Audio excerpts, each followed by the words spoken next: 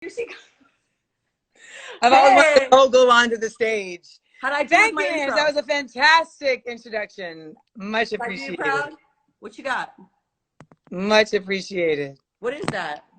I can't see I was it. Turning up the volume on my phone. Oh, okay, cool. That was my hand. Doing, babe? How's quarantine life? How is quarantine life? How is quarantine life for you? What are you sipping on anything right now? Because I'm sipping. What are you sipping on? I don't drink. You don't drink? I did my time. I did my time. How do you deal? I spent like all of 2005 drunk. You did? Is that a thing? So you were like drunk through 2005, now you're sober? I was hosting parties, like, you know, I was DJing. So it was just like, this was the vibe. And then you're bottle popping and party starting and all of that, and now you're done. You know what? You know why the real reason is I'm done? Like, my body can't do the get back like it used to. Oh, me either. The bounce back, and I don't. You're a baby. You're younger than me. Really? So how old are you? I'm 46. How old are you? You're 38? 30, 35? Yo, and you are giving us fresh face. You are defying. You got some melanin in you. Well, I know you have a birthday coming up in July, like July 1st is your birthday? Yes. So are we planning a birthday party? Do we know if we're going to get a party? Because I always have a popping 4th of July party, and I don't know if we're partying in July yet. What do we know? I'm expecting to spend July 1st, like, on my trampoline. That's my biggest. Do you have a trampoline in the backyard? I'm at my mom's house for this quarantine, and I got one because I've been here since March. I've been here since March. Okay. So I assembled it last week. Okay. By myself. Oh, skills. And so. Good. Yes, you made it all by yourself. So you're bouncing. I've been bouncing. You've been backflipping and all that?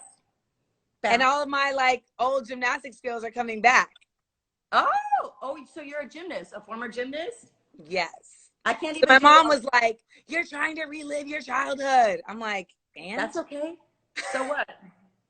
You're like, "I'm not drinking anymore. What the hell am I supposed to do? I got a trampoline."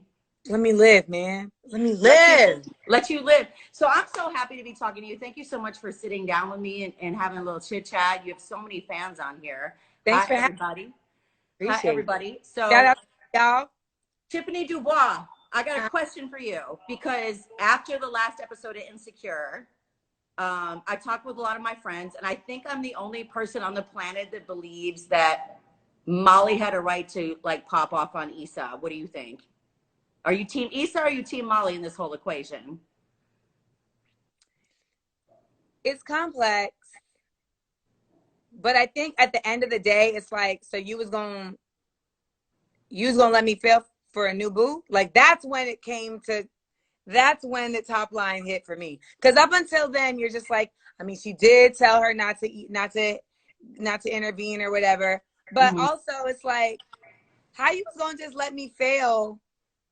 For, like, what is even this boundary? Like, she never gave an explanation. She really just kind of was like, you know, I'm just really trying not to cross the lines. And it's like, well, why though? Why all of a sudden? I've been hearing about your men and your problems and your dating this whole time. All of a sudden, you're like, you still want to talk about it, but you don't want to help me? No. So you're saying that on Issa's behalf then? You're saying, like, yeah, like, I really, you know, I think both of them are jacked up friends. They've each taken turns. Right. But in this situation, it was just like, you corny for trying to stall me out. Oh, first of all, you were corny for not letting me get the parking space, because that was Issa's parking space. So but okay, so that whole situation was the most awkward, funny shit ever, though, because I'm like, okay, you want to come in? No. Okay, where are we going? What are we doing? And it wouldn't have been awkward if they weren't already having that friend problem. But I feel like Issa's been pushing her, and I've been watching since day one. And I feel like Issa's been really needy and really wanting this and that and the other thing. And, you know, I felt like Molly was always trying to help her out. And Molly came to her with food at her thing. Like, you need to eat.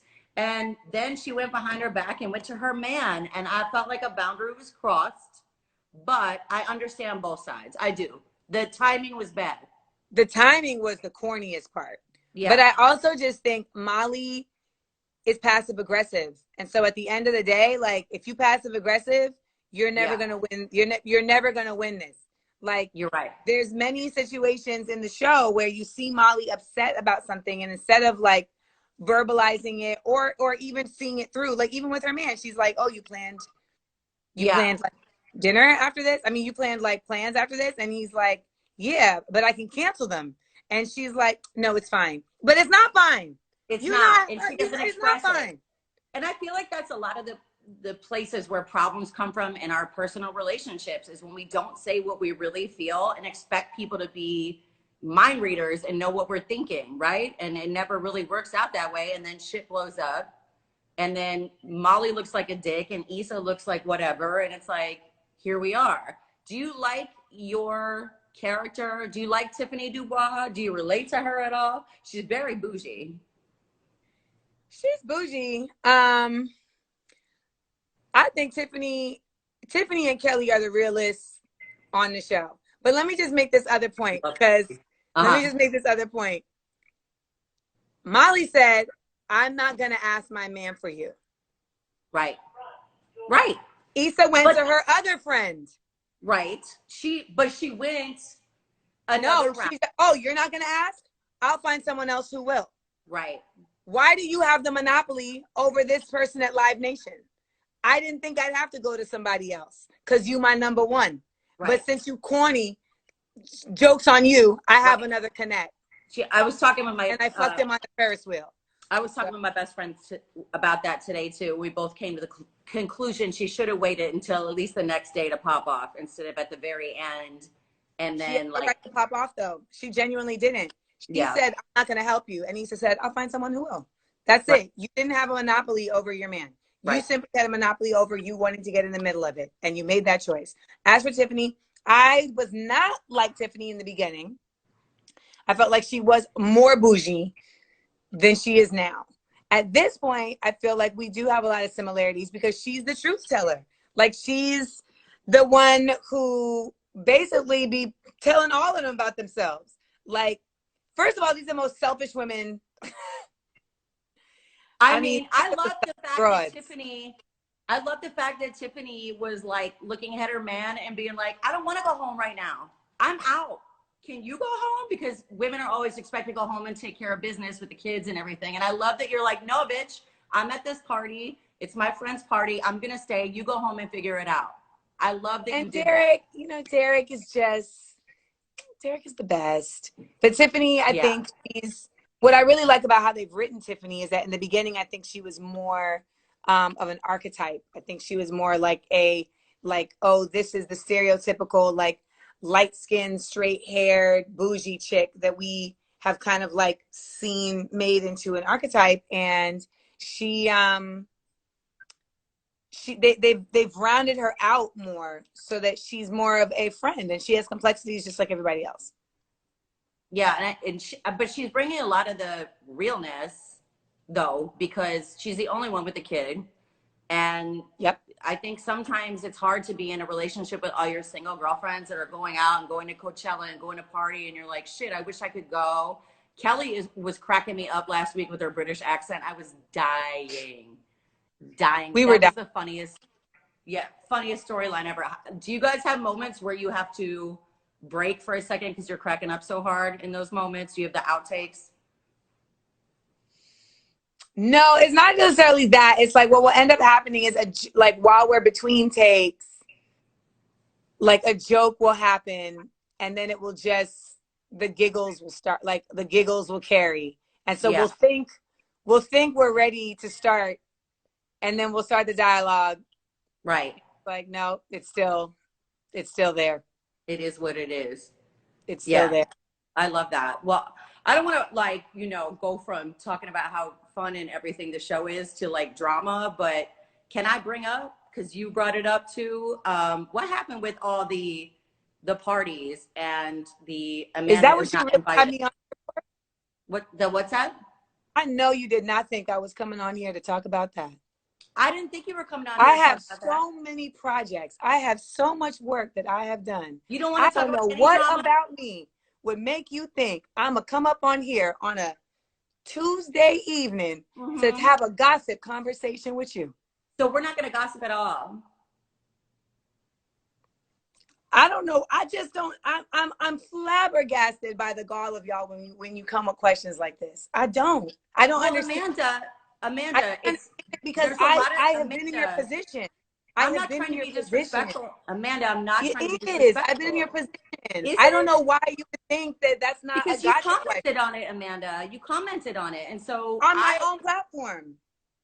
Right. On my own platform. That's your platform. This is my own platform. I just never understood. I've been a radio host before, and I've never come out like that with people. Like, if anything, I ask ahead of time. Like, is this something you want to talk about? You know, because it is controversial, et cetera, et cetera. But I feel like bringing that, you're right, taking from that conversation and going into, it's not, and someone's like, it's their job to ask. No, it's not, because it's not even factual. This is, I'm talking about, I have a Smart Funny and Black show. We're in a quarantine. I'm on The Real. I'm on Insecure. And I got my season 5 pickup letter today.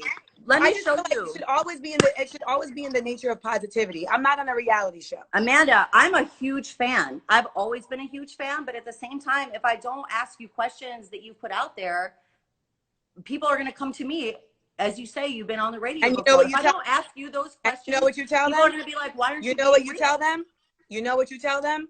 What do I didn't ask for that because I'm not a gossip columnist. I'm a radio. I'm not a gossip columnist, but that's what you tell them. I didn't ask for that because I'm not a gossip columnist. I'm a radio host, and I want to talk to her about the positive things going on in her life, because that's more important. And because she is not here, she didn't sign up for this interview to talk about gossip. I have 87 notes of prep because I am like a huge fan. Well, I don't have any interest in talking about that. If you want to talk about something else, I'm fine. I've already addressed this. I've already addressed this ad nauseum. I don't know what else you want to know.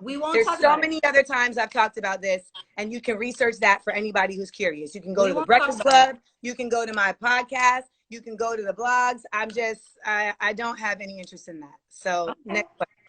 I have a lot of respect for you, Amanda. I do not want to offend, and I'm coming from a place of love. Would you like to talk about your book? Let's talk about your book. How's the book going? How are book sales? How's everything going? Book sales are fantastic. Okay. Book sales are fantastic. So we're talking about quarantine, and I was thinking about your stand-up show, which I am a huge fan. I be knowing. I love that show. I even tweeted you about it. You retweeted it. What do you think that stand-up is going to be like now after all of this is said and done? Do you think people are going to be going back in the comedy clubs and sitting there 6 feet apart? Do you feel like stand-up is going to be different? Were you thinking of doing another special after that? I mean, I don't know how stand-up can work when people are sitting 6 feet apart, because at the end of the day, it's like so much of comedy is about the room being together and the laughing happening together, you know? So it doesn't feel like, as a comic, like it would feel weird to me to look out in the audience and see like people sitting 6 feet and then you have less people laughing and people like, oh. Right. It's just, it would, I mean, I think there's a lot of comics who are doing like stuff online right now and who are basically finding a way. I mean, even like us, like I do Smart Funny and Black. We're doing a show on May 15th on Friday. Great show. But every Tuesday we do like a Smart Funny and Black game time for an hour on my Instagram. It's a great show. And the reality is like you end up having to just adjust to like, okay, I guess I'll be laughing at people. I mean, I guess I'll the only way I know people are laughing is like them putting emojis in. But weirdly enough, I don't think about, but weirdly enough, like that actually doesn't. When you're on surprised stage, that it actually was effective. I was surprised that watching people put emojis with laugh emojis in the comments still made me feel like, oh, okay, they're laughing. Right. So that was, you know, different. But I don't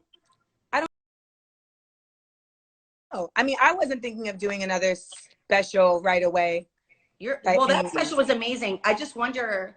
if I were on stage and I don't know about you, but if I were on stage and somebody didn't laugh at my joke and I saw it, I feel like I would concentrate on that one person that wasn't laughing and be like, what is going on? And I feel like if there's a social distance thing happening, like how are you supposed to navigate the room and feel the energy and feel the audience? I feel like people are definitely gonna try it, and maybe there's like I don't know, maybe there's a new type of comic who's gonna be able to handle it, and it doesn't bother, you know, it doesn't bother them. But I know for me, I think that's not my bag. Like I don't. You're done with stand up? You don't want to do stand up anymore? No, it's not that. I'm just saying I don't even know if I want to do any of this Hollywood shit anymore. Really? Because I have to answer questions like you was asking. I really am just over all of this. I think it is so frustrating to be an artist in this time, because I think when I was coming up, I feel like we didn't have so much access to people. And so like the art is what really spoke for people more than like the stuff going on in their lives. Like, okay. I don't know much about Prince's life, you know, like but I know like Prince's music, like to the top and to the bottom. And I think like a lot of the people that I looked up to as icons and, you know, as like these crafters of such an era of incredible work, like they were able to do that because they didn't have the disruption of having to not only serve an audience art as well as serving them their entire lives. Yeah. Right. I know everything about Prince's life.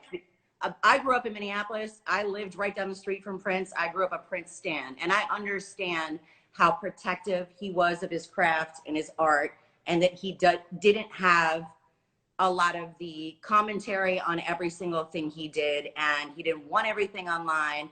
And I get that part of it. Are you saying that we're in a different perspective to have it now? I'm sorry. I mean, I think it was dope that he could make that choice. Like even like people are watching The Last Dance. I know you Chicago, you know what I'm saying? The whole Chi-town, like love it. Michael Jordan made a choice to not be like verbal. But I feel like if LeBron had made that choice to like not talk about anything, I think like people would really like be on his head. So I think it's dope that he, you know, has been the kind of person who's like, yo, like I'm gonna be verbal. But But Michael Jordan also made a choice, especially with that documentary, to say, listen, I'm going to show some of the shitty parts of me, and there's going to be things that my fans didn't know that I was about. They're going to see me yelling at my teammates. They're going to see me being a dick. And he signed off on all of that because that's his life and that's just part of his story. Do you think that if you shield that from people that you're not being your authentic self, though? I feel like so much stuff is coming out. You mentioned Prince. So many things have come out about Prince and about Jordan and things like that, that they were very protective of their persona during their careers. And now in, you know, hindsight, they're a little bit more open about who they were. And it's more endearing, I feel like, to learn about people's faults and to hear Jordan call somebody a dick, but then see him cry on the floor in the locker room and things like that. I feel like that's the more relatable thing when you're sitting and watching somebody that you admire and idolize that's in the spotlight, and then just see the real person too that is like, fuck you. And it's cool that you said fuck you to me in this thing. That's cool. I'm okay with that. I never said fuck you to you. You didn't say fuck you, but I'm saying, you know, hypothetically, like I don't want to answer this shit. I didn't even say hypothetically, because if I wanted to say fuck you, I would have said fuck you. You should know that. Okay. You know what I'm saying. But I wouldn't say that to you because you're an interviewer and I'm on here and you asked me to be on here and I respect you enough to not call you out your name and I'll come at you like that. But at the same token, you know, I guess what I was saying was that I feel you as a fan, like you're like, oh, like it's dope to get that access into a person's life. And as a fan, like I feel that way too. But then as someone who's on the other side of that, it can be incredibly draining and exhausting because it feels like two sides of, someone said I'm a hoarder. No, I'm a creative. And most creatives have a lot of stuff. Somebody said you're a hoarder? Yeah, because people are asking.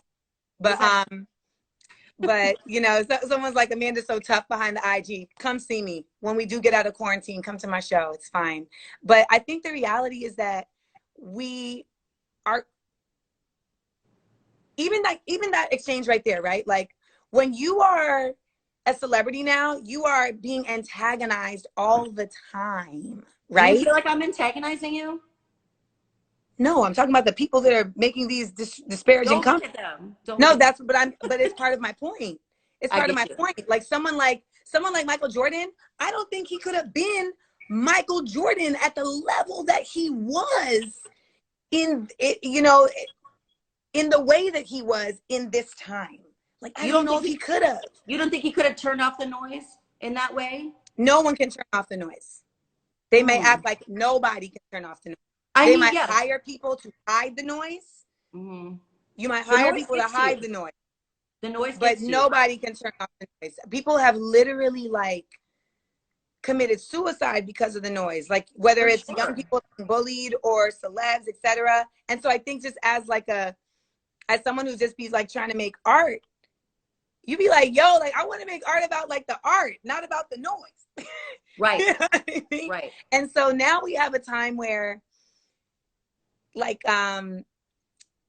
it just feels like sometimes it feels like people have way more interest in like the tertiary side stuff. Yeah, than like the actual stuff that even made them interested in you in the first place. So that's the part. And you know what it is? It's like it's intrigue that's somehow being like skewed. Because intrigue, you know, you're intrigued by people that you admire or whose music moves you, you know, like because you have that feeling of like, you know, you've had artists who you're like, damn, I need to know more about this, but like, how do they make this more? Are there artists that you connect to on that level? Like, what are you listening to? Like, what are you reading? What are you watching? Like, we're all in quarantine, and I know that music has been healing for me, and you know, just disconnecting and watching random shit. Like, I'll fuck around and just like disconnect and watch a Housewives marathon because it takes me away from some of the drama that's going on in the real world. Like, what are you doing to disconnect and find yourself in music or TV or art? I've been watching the sequel to Avatar: The Last Airbender. I've been watching the the Legend of Korra. So you like all that, all the fantasy world stuff? Love it. Harry Potter. Lord of the Rings. Did you see? So the Harry Potter stuff. Did you see that Harry Potter was doing a reading of the thirsty tweets that his fans? I heard. You know what? I feel like I heard this as an echo. You know, like, and it was one of those things where like you're like, I need to, you know, like you just got a lot of stuff floating around, and it's like something scrolls by, and you're like, I need to look into that, and then other things happen. Yeah. And I'm like, wait a minute. It was Daniel Radcliffe? Yes, Daniel Radcliffe did, like, you know how they do celebrity reading mean tweets type thing? He did a celebrity reading thirsty tweets of all the Daniel Radcliffe fans, and it is so extra. And I was like, wow, I didn't think that girls were really thirsty for Daniel Radcliffe like that. Did you tweet him? Did he read one of your tweets? No, you're funny. You're right, because I did not know. I did not know that people would come in like that. They were like, well, I guess that makes sense, right? They're thirsty for Harry. Were they thirsty for Daniel Radcliffe, or were they thirsty for Harry Potter? Daniel Radcliffe, or both. Probably both, because you know you get swept up in a character. You know what I mean? You get swept up in characters. So yeah. Do you have a house that you are a part of? Which house are you? I was Gryffindor for a long time, and then when I was writing my book, I was procrastinating. Oh.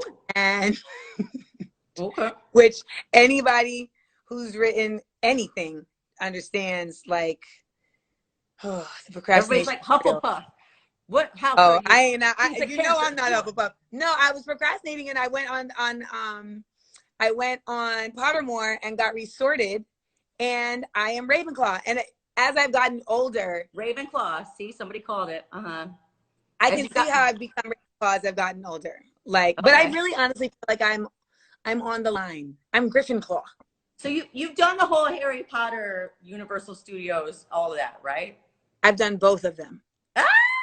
Did you It's have like the whole very outfit? serious, and it's very serious. It's very serious. Very serious. I love it. So you're into all the fantasy. Like, what TV show are you like binging anything? Because I know Yeah. a lot of people that had never watched Insecure are binging Insecure and other shows. So what are you binging right now? I binge. Well, I'm binging Legend of Korra. I binged House of no Cards? Little Fires. Little Fires. I build Little. little Okay. fires everywhere. Little fires everywhere. I Okay. like that. You should binge watch Naruto. Like you've never really taken time. Like I am a child at heart, Angela. I love that. I am a child at heart. But I know that I keep meaning to binge Ozark, but part of it is just like it's so. Girl, Someone said, Ozark "Are is you Game of Thrones?" so good. I know, but it's like Jason. it's so dark. It's It's so dark. dark. It's heavy. It's very heavy. It's very heavy. I will say that. It's very dark, but you start rooting for bad people in a way that you wouldn't think that you would. And Jason Bateman is like a crush from like when I was a little girl. So, Fair. and to watch him be like a bad guy, I was like, oh, I didn't know you had it in you, Jason Bateman. See, don't give it away. Don't give it away. Don't give it away. Because I've watched season 1 and 2, but Okay. I need to get into 3.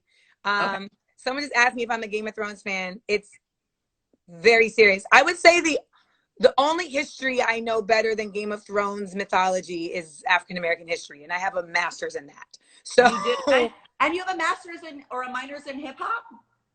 well, so like my master's is a concentration in hip hop. So basically, like all of my study was geared. So like all of my papers at Columbia had an interview portion with a hip hop artist. So I would make all of my papers like relate. So like That I sounds remember like my the first greatest paper I college interviewed. experience ever. Well, you know what? I was hosting. I was doing radio at Sirius Satellite Radio, and so I would literally be in a studio with like Curtis Blow in the next studio, Dana Dane in the studio in front of me, Grandmaster Flash in the studio across from me. Like it was trippy. Like you would just be like, and so because like and like Red Alert, Caddy Corner, because I had like these incredible legends, just like right here, it just seemed like I need to get them on paper. You know what I mean? Like I need to get them. You want to dissect the social commentary of everything. I just feel like so much of Black history ends up being experienced, but not like recorded. And in particular hip hop, because it's like, it was just moving, you know? Right. So it felt like at the time, like I really wanted to really just get it on record. So it was really dope. It was really dope to be able to do that. Like, it's so cool to me now that like me and MC Light are homies. And I remember the first time I interviewed her and like I was an hour late and she scolded me and I was like, no, Light is scolding me. She was right though. But she got me together. But she gathered you real quick. So who do you think gave me a dope interview, and I will always appreciate her for that. I love that. Who do you think, because you were saying it was all recording, you know, life and everything. Who do you think did the best job of that, in your opinion, in hip hop? Who recorded social commentary, street life, hip hop life, just life, poetry? Do you think about one person that was a writer, that was a MC, that was just amazing to you, that you studied, or that you just are a fan of? I mean, I think Ego Trip in general, like that whole crew with Sasha Jenkins and Chairman Mao and Elliot Wilson, like the work that they did when they were publishing books, like was really phenomenal and profound, just in terms of how they conceptualized hip hop and, you know, the ways in which they made it palatable, but also just nuanced. So there's that. I think when it comes to MCs, it's just way too broad. But I think Jamel Shabazz as a photographer did an incredible job of really documenting the essence of the birth of hip hop in New York in the 80s. And, you know, when you watch stuff like Crush Groove and, you know, when you watch like Crush Groove and you watch like Style Wars and you watch, you know, Beat Street, like, you know, you get it, right? Beat Street, like, I love Beat Street. Like my favorite graffiti artists of all time, Dondi, like, you know, like when you get to see their work, like a lot of people don't know about Star Wars because it was a doc. It wasn't it wasn't like a fun movie. It was a documentary. But like you can see Kay Slay in Star Wars when he was skinny, like when Kay Slay was like 17, and he's like, you know, sitting there like on the platform with this other dude. I'm the Dazzy Daz and the Casey Case, and like Case was his graph name. And I ended up, when I found this out, I bought and brought Kay Slay some new graffiti markers. Wow. And he was like, oh my God, this is crazy. The Drama King got new markers. Oh, you got the voice and everything. I love it. But I'm a hip hop fanatic. I mean, I devour hip hop. I love it so. Are there any new artists that you're feeling, or are you like just a student of the OGs? Like, or is there anybody that you just really love right now? It's funny. I was just talking to Godfrey, who's a Chicago comedian. Yeah. Just on the phone with Godfrey right before this. And we were talking about just how like, yo, like 90s hip hop, it lasts. Like you 90s hip hop is so good. You could not get into new hip hop and be I. Like there's such a breadth. But to your point, I would say, well, you know what? So, well, like there's new, like Boldy James just came out with new stuff, and he's a Detroit MC, and like he's been around since like 2014 and 15, and now he's got a new album with Alchemist. Like that's bomb. Like I didn't know about Griselda, like, so these are MCs who are not new. They're just kind of like new. They're just coming up like on the scene now. They're just well, they're kind of like new. From Detroit is losing her mind that you just said that. Okay, so do you like a Kendrick? 313? Do you like a Kendrick? Do you like a J. Cole? And East Warren and all of that. And then like Griselda, like I did not know about Griselda. Okay, and I don't know about Griselda. The 90s, you say you don't know about Griselda? So Griselda is 3 MCs from Buffalo. It's Conway, Benny the Butcher, and West Side Gun. Okay. And if you a 90s hip hop head, if Protect Your Neck still makes the hair on the back of your neck stand up, like if when you watch that Primo RZA battle, you felt like you were levitating. Then Griselda like comes from that energy, like sparse beats. It's not hook driven, just it's just raw. It feels like when you're listening to it, like Timbs are growing. Yeah. Well, thank you for putting me onto that, because I guess I have something to listen to as soon as we get out of here. Well, to all the Griselda fans, tell Virgil right brick on my brick. Don't know what that means. Where are you from originally? I was born in LA. Okay. I moved here when I moved to Orlando when I was 8, and I lived here till I was 18. Okay. And then I moved to New York, and I went to Student Purchase for undergrad, and then I moved to Harlem. I went to Columbia for grad, and then I was in New York until 2015 when I moved to LA. So you're back in LA now. I'm back home. And do you like the LA artists that are out right now? Do you like the YGs? Do you like I was just thinking of just on your show, North. Why am I drawing a blank? Do you like any of the LA artists that are out right now, or like in terms of hip hop? I will tell you, like, I don't feel like I'm as versed. You know what? I don't feel like I get up onto new music like I used to. Like once upon a time, I feel like new music was just in my space all the time. And now I kind of stumble. Like I literally stumbled upon Sir, and then I felt offended that no one had told me. Okay. Like no one had told me about Inglewood Sir. No one told me about, the fact that he has like Thank you. I mean, Change Summer is a classic album. It's a perfect oeuvre of work. So shout to Sir. But like Dom Kennedy, Dom Kennedy After School is one of my theme songs. Like just driving through, LA is when I get to hear, is when when I'm in LA and I'm not playing that song after school, I hear it.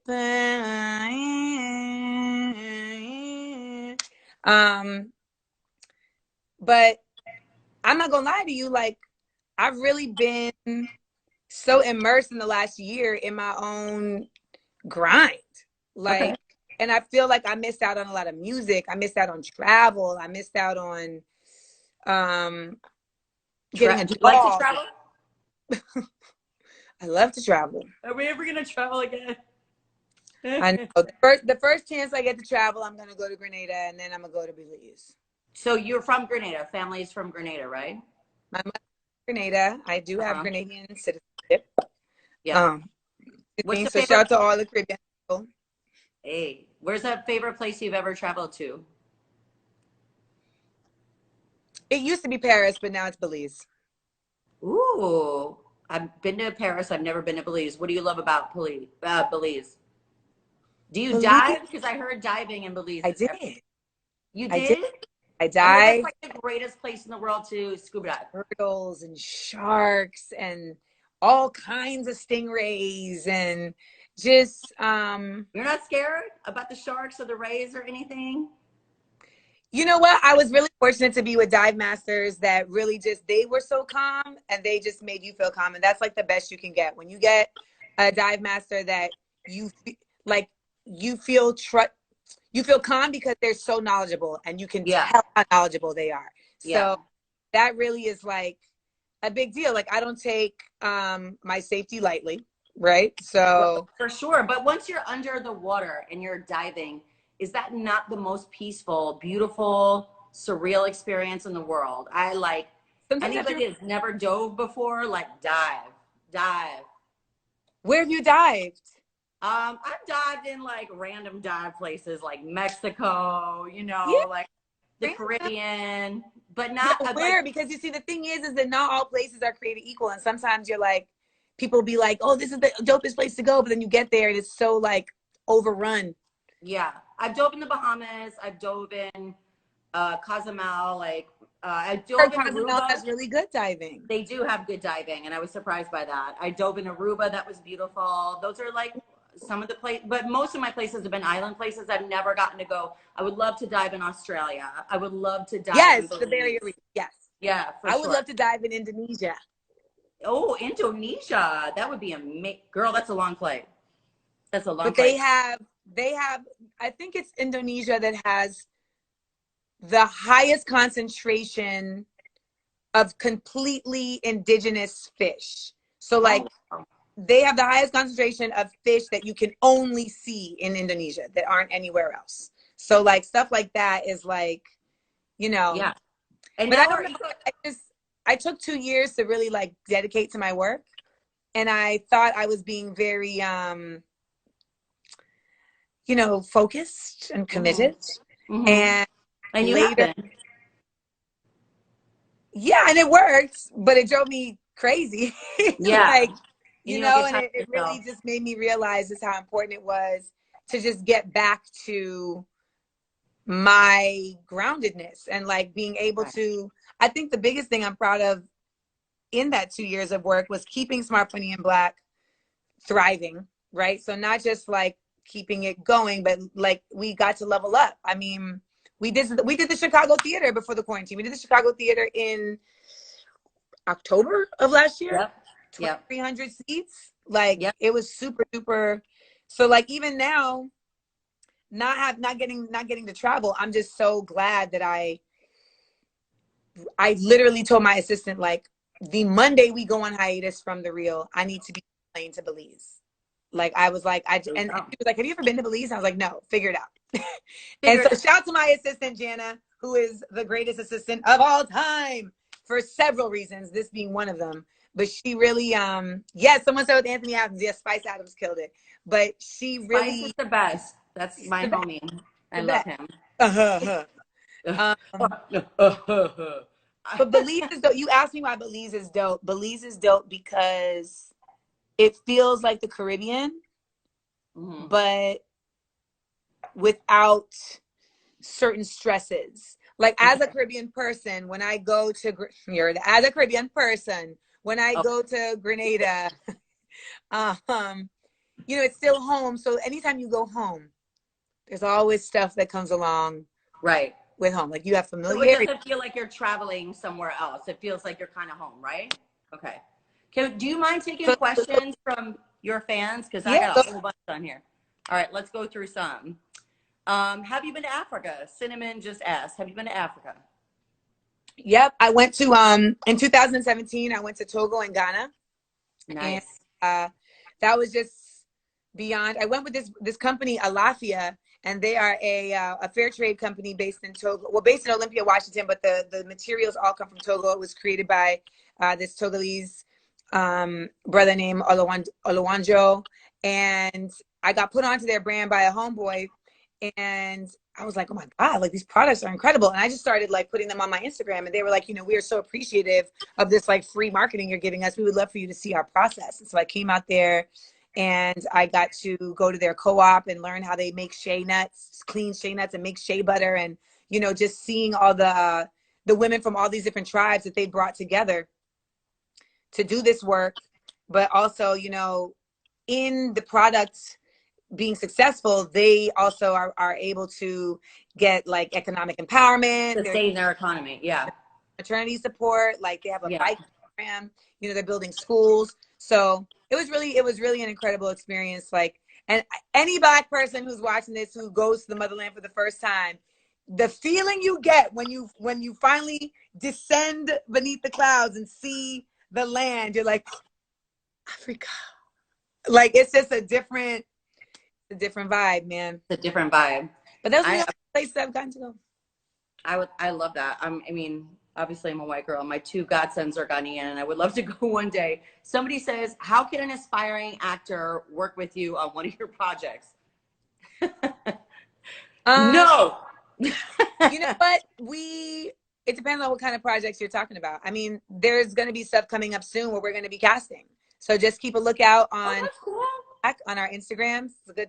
Okay. You should follow Smart for Black anyway, but we'll be posting, like, for instance, we just posted like for our internship program. So we'll be posting casting soon enough. Okay. I'm looking at questions, so I know I look stupid right now. No. What do you want? This is a great question. Monique Wilkins, what do you want your legacy to be, Amanda? I would like my legacy to be radical truth. Ooh, and radical truth and self-love. Radical truth and self-love. You know, a lot of us don't even feel comfortable on this earth. Like, it just doesn't feel like home.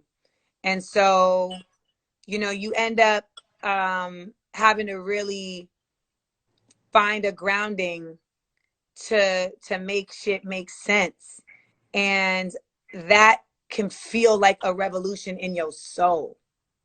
And when you figure that out, it allows you to be a part of revolutions outside of yourself that are so important to being able to thrive in this existence. And so, you know, that radical truth is not just about being able to speak these truths unabashedly. And sometimes, like, they aren't cushioned, and sometimes they don't have a sweet side to them, and sometimes they are, you know, assertive and direct. And I know that we live in a time where everybody wants things to be very polite and very, you know, very calm. And if you're a passionate person, like, it just don't rock like that. But you have to have a certain level of like self-truth and self-acceptance about yourself to know that, like, this is the best way for me to live in purpose. So that would be what I want, because I want to be able to encourage people to do that, because I think we spend a lot of time trying to impress people that don't care about us. They don't matter. They don't matter. I think radical truth is a brilliant thing. That's why I've always been one of your fans. I think you've always spoke your truth, and I love that about you. So let's go to another. Do you feel like with your radical truth, do you feel responsibility at all, especially to the women? Because sometimes I feel like when I speak my radical truth, like, you can never please everybody with your radical truth. You know, there's going to be people that are like, well, you should have said it this way, or you should have felt this way. It's like, well, I'm just speaking my truth, and this is how I feel. And if you don't like it, like, I'm sorry, but you can't please everybody all the time. Like, how do you deal with being radically true to yourself and not giving a shit what other people think? Sometimes you give a shit. Do you? Yes. It's like you don't give a shit.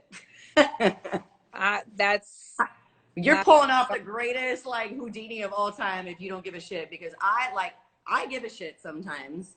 Yeah, sometimes you cry and you like, why don't they understand Yeah. me? You show them that you give a shit, or no? You just like let it, because you're on a talk show now. You're on The Real, where this is real time and it's live, and sometimes your truth is out there and you get immediate response and reaction.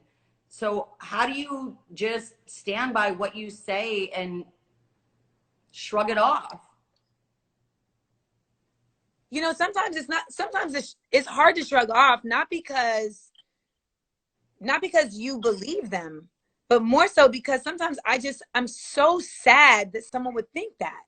Yeah.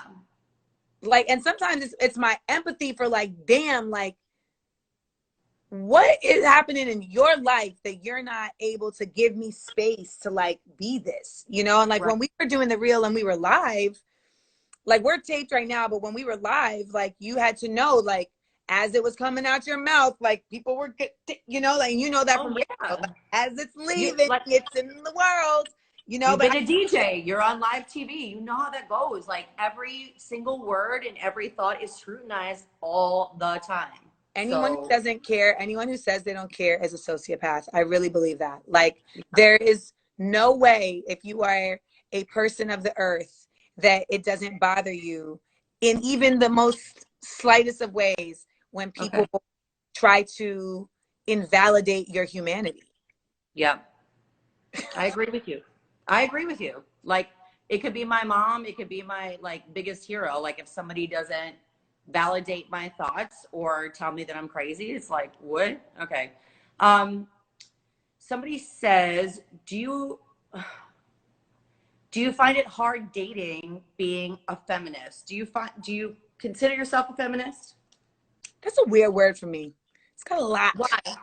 I That's love that because word. feminism I was never consider about myself black. a full-on feminist. I feel like everybody should be a feminist. I feel like men should be feminists. I feel like animals should be feminists. That just means we're all equal, right?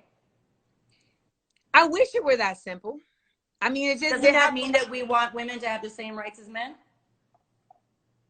I think that on a basic level, yes, that is what feminism means. Yes. I think the frustration I have with it is that, um, you know, I think that in order for feminism to make sense for me, it needs to exist as a three-word statement, not a two-word, I mean, as a two-word statement, not a three-word statement. So I'm not interested in feminism. I'm interested in into intersectional feminism. And I feel like when we don't put intersectional in front of it, What does that mean? intersectional feminism means feminism that understands the nuances and uniqueness of different women coming from different backgrounds and what equal to men means for them. So like Okay. if you're an intersectional feminist, you have to understand that like what you consider to be equal in America is different than what, you know, a Saudi woman might consider to be her standard of equal in Saudi Arabia. You know, Right. like even in terms of like I've had sex workers like try and, you know, get really upset with me about like, oh, Amanda, like, you know, you need to understand that everybody can be a sex worker, et cetera, et cetera. And I'm like, that's easy to say when it's a lot of white women that are telling me that are doing sex work in a very specific framework, you know, a very Right. safe, specific framework. The ones who would be telling you that oftentimes were coming from that place. But if it's like, Right.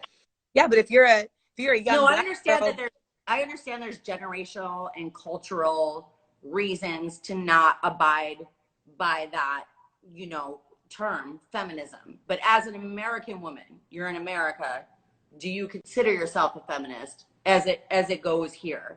You're not in the sex but space. even me and you ain't the same American. Yeah, I'm a no, I black agree with that. American. I I'm a agree. black American woman Hmm. and I'm a Caribbean American woman. So I there's agree. other stuff culturally in my intersectionality that is just different. And so I think it's very imperative, um, you know, that when feminism is discussed, oftentimes it's in too much of a generalization. And I I got don't, and so, and for what it's worth, when feminism began, Black women were not included. you. Like Hmm. that was not a part of the feminist movement. Black women were not a part of the feminist movement. Hmm. Feminism in its original iteration was solely about white women having the right to vote. And For they were sure. mad that Black men were given the right to vote before them. So they weren't pursuing the rights of all women. They were just pursuing the rights of white women. Now, Alice Walker has a concept called womanism, which is, you know, which aspires, and I think successfully, you know, reaches to be more inclusive in the idea of, you know, what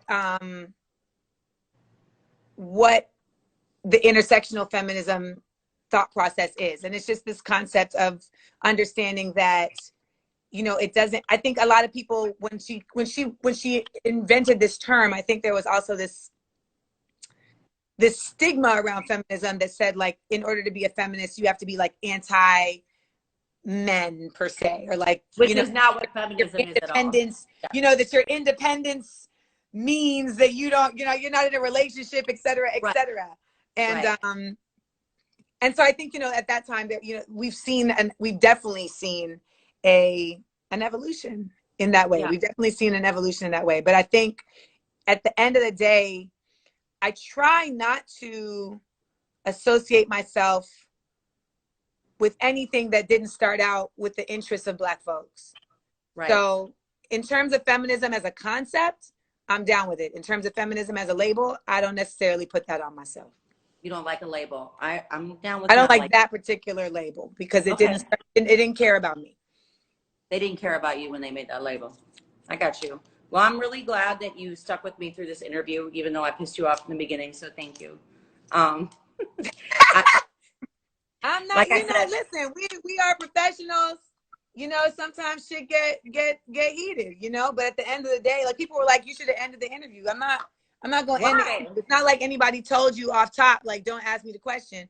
But at the end of the day, it's like, we also need to be able to demonstrate that women can have a disagreement, or women can meet in their passions and still push through and have conversations and have valuable conversations and bring joy to each other and elevate. And I think so often there's this thought process that says that you can't do that. And a lot of us have abandonment issues, and a lot of us have not really had the option. Listen here, I'll high five you on that one.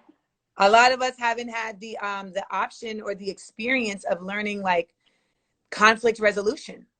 So we when it gets we run, whether that's in a relationship or whether it's romantic or business or friends. So, you know, for anyone who's watching, like, you know, I handled it how I handled it, and Angie handled it how she handled it. And at the end of the day, I'm glad that you also, you know, stuck with it and saw my point of view, and we're still interested in continuing, because, you know, you asked me to come here and I'm here. Here you are. And I respect you, Amanda, and I really appreciate you hanging in there, and thank you so much for, you know, our conversation. I also think so much more about you, and I love you even more now.